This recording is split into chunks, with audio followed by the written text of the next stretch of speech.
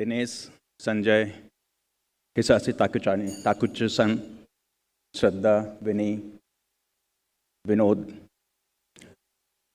Good morning to all of you. I'm delighted to be here once again. Last year I had said that this will be my last ACMA speech, but not to be.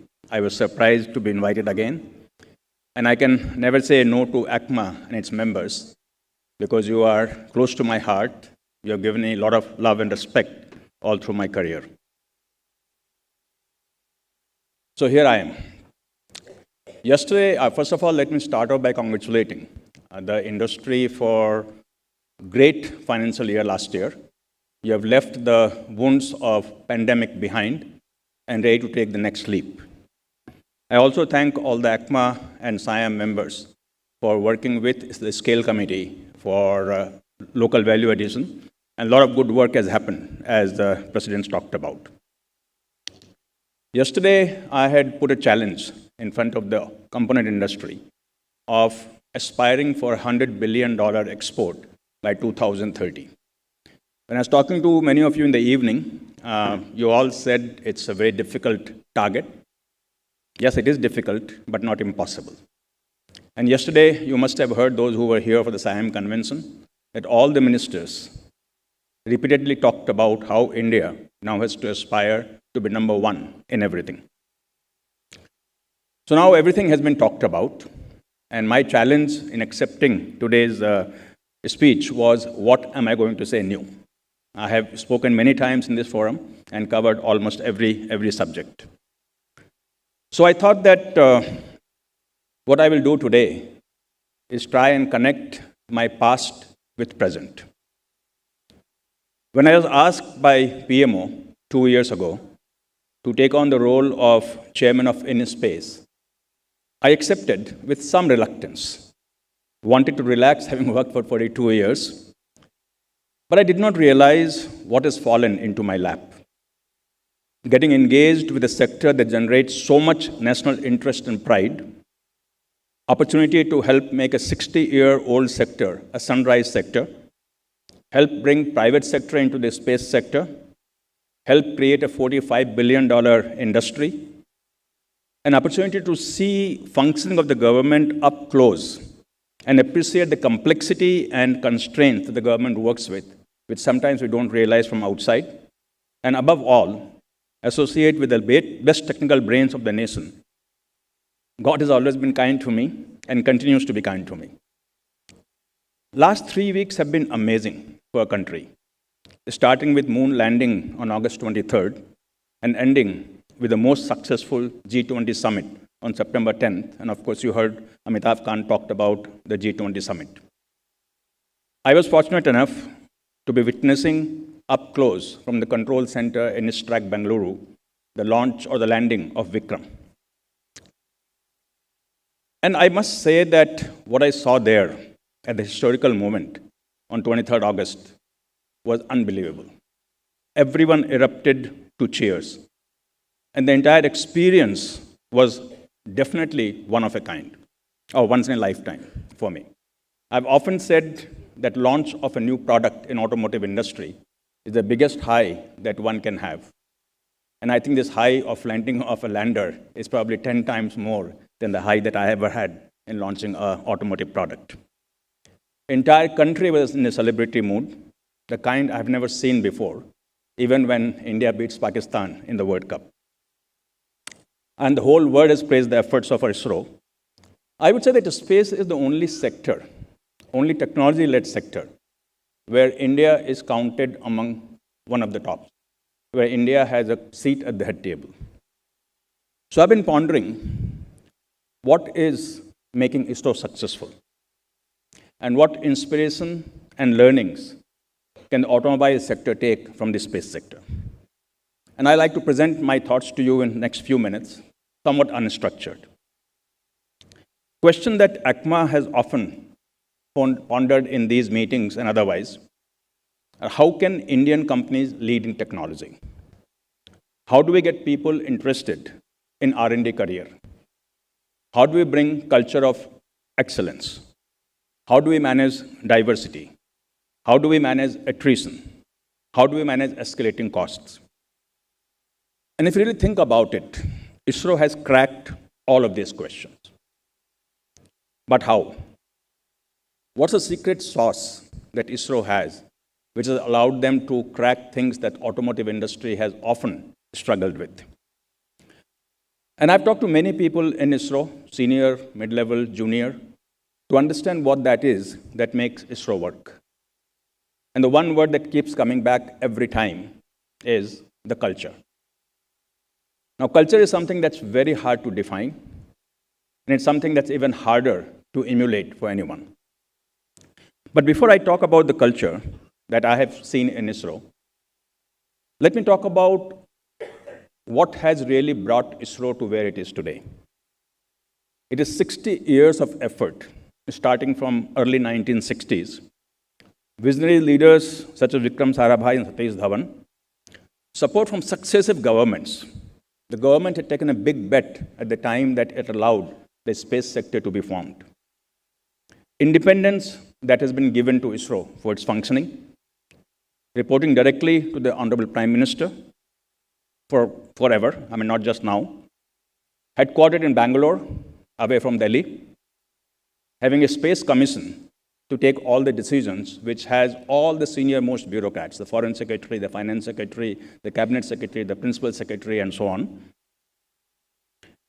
A member of finance to get quick approvals for expenditure.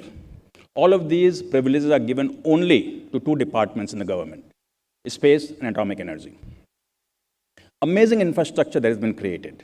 It's unbelievable. I don't know how many of you have ever visited a ISRO center, but if you go there, it's no less than any corporate. The ambience, the offices, the landscape, the equipment that you see, the cleanliness, maintenance, everything. And there are 20 centers that ISRO has all over India. 13,500 science and technology employees. 17% of those are women at all levels. So this is what has built ISRO over the last 60 years. It's not something that has happened in the last 2, 4, 5 years. Now, when I talk about the culture, and look at what I see and compare that to automotive industry. One of the first things that comes to my mind is collaboration across centers. It is amazing level of collaboration. In any mission, different teams from various ISRO centers across the level come together and report to a project director. And project director often will be probably 3 levels below the top, not a very senior person. Now, auto industry is also very used to collaborative working, cross-functional teams. But I have always seen finger pointing when things go wrong. One department blaming the other department. At least in ISRO, at least I don't see it. Maybe it happens behind the scene. I don't see it. When something goes wrong, everybody takes responsibility and works to fix it. And I would say that this is the best example of cross-functional team delivering together that I have seen. And perhaps something for us to learn in the automotive industry. The second thing that I have seen is review rigor and openness in the reviews. Now, there are multiple reviews called PDR, CDR, SSAB, FRR, MRR, DRR, LAB. I don't even know what they mean. But multiple reviews before a launch, before a mission. And one thing that I have noticed always in participating in these reviews, where I don't understand what is being talked about, but I do listen carefully, no one hides the bad news. And this is one thing that we have to learn, because if you hide the bad news in a review, it's going to come back to haunt you later. No one minces words. Everyone is equal. There is technical meritocracy which supersedes hierarchy. Nothing confidential. And no one is afraid to raise their hand and even question the chairman of ISRO in these reviews. And chairman of ISRO will very humbly accept if he was not entirely correct in his thought process.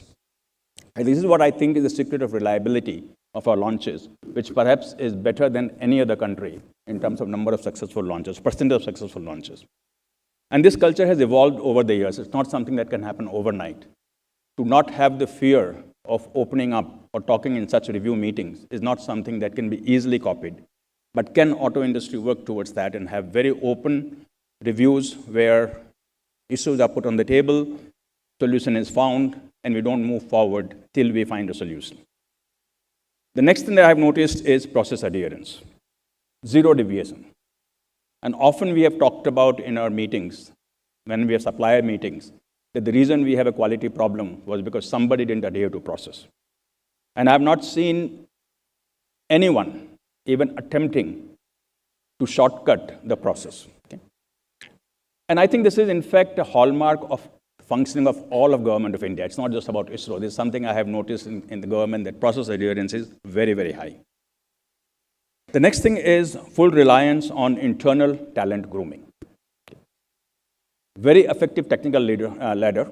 And I know that in Mahindra, we struggled for many years before we could put a technical ladder in. But in ISRO, even up to level 16, which is the second highest level, a level of a special secretary in Government of India, you have technical designation and technical people who get there. You'll be surprised to know that there are 495 people who are at the level of joint secretary and above in ISRO. 495. That's probably all of the joint secretaries in Delhi. And these are technical people who have reached that level based on their merit and not based on any other managerial or leadership consideration. The one other thing that I've noticed, which perhaps auto component industry does very well, is leveraging retired scientists.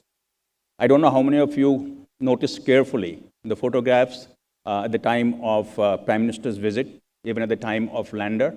You would have seen a gentleman, Kiran Kumar, in all those photographs. He is the retired ISRO chairman who was very intimately involved with all the development. If you look in the viewers gallery, you will see all retired chairmen sitting there. They are all invited. They all participate in reviews, and their knowledge about space is used to ensure that we don't make any mistakes and we move forward. And again, something that is done in auto industry, but maybe a little bit more, because with retired people, there is a wealth of knowledge that goes out, and there's no reason to not leverage that knowledge. Gender diversity. A lot has been talked about.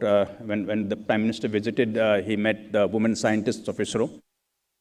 17% of the technical people are women. And this is not something that's a new phenomena. In fact, many of these women have reached the retirement age. That means they started 40 years ago. And I have talked to many of them, and they feel very comfortable. There is absolutely no sign of saying that, what am I doing here, or there's a bias, or there's glass ceiling, or anything like that.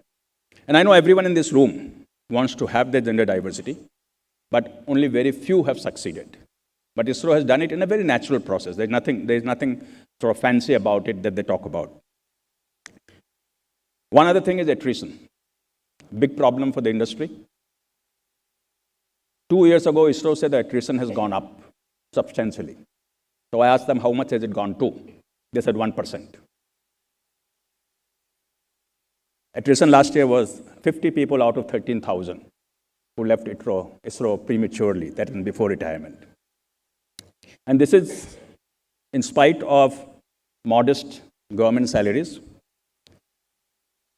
And many of us will think that, well, look, a government job is a cushy job, so everybody just wants to stay there, not go anywhere. Far from it. Far from it. It's not a cushy government job. In ISRO, no one complains about work-life balance. There's no hesitation in calling meetings on Saturdays.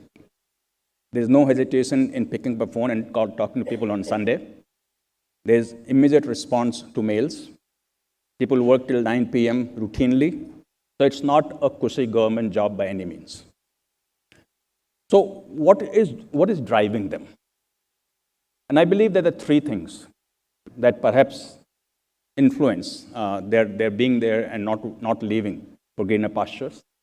One is opportunity to learn and grow.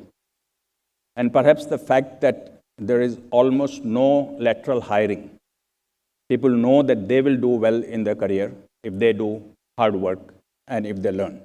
An opportunity to learn is amazing because they're in the middle of all these scientists. The national respect that they get, working for ISRO and telling somebody, meeting somebody say, I work for ISRO, immediately sort of attention goes up. And that obviously has something to do with it. And the pride of work. Pride of work, working for one of the best agencies in space in the world. And the outcome. what we all witnessed on 23rd August. That's the kind of high that wants all the people who are in ISRO to continue to work for ISRO. Now, how do we create this pride of work for the Indian automotive industry?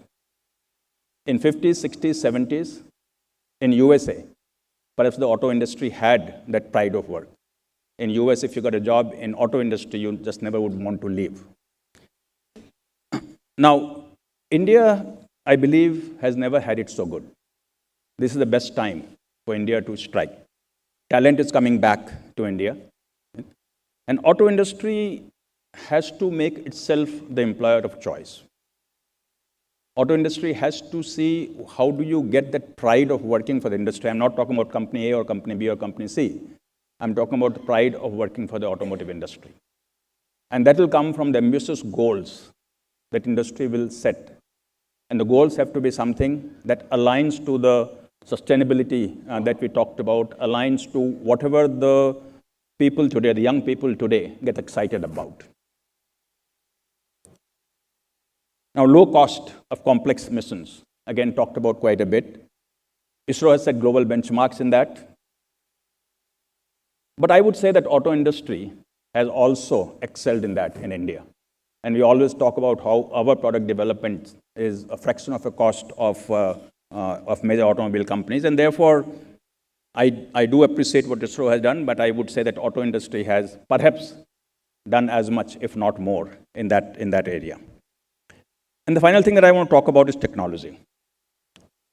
Now, when I went around the various centers in ISRO, at the time of my induction, my jaws dropped at what I saw in terms of technology. So much is happening. And I think general public will not see what goes behind those rockets and satellites and payloads and so on. So much is happening.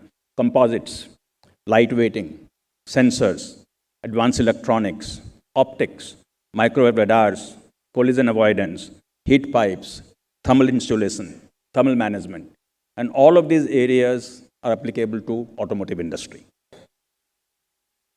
Very high specs, very high performance, very high reliability, long life, 20-25 years, only one problem, high cost. That's not a cost that automotive industry can ever bear. But I think there's an excellent opportunity for space to create a technology flow to auto, and auto industry to be the recipient of the big technology. I would personally want to drive that, given my love for the auto industry, and see how some of this technology can come into auto industry. And I would urge ACMA to see if there can be delegation that can visit ISRO centers and identify what can be taken into auto industry. So to be honest, I must admit ISRO has its own set of challenges, but that story some other time. So friends, my 2-year association with the space sector and 28 years with the Indian automotive sector has convinced me that there is no area of commerce, of business, of technology, of management, and with the G20 success, add to it, of diplomacy, where we cannot compete with the best in the world, if we put our mind to it.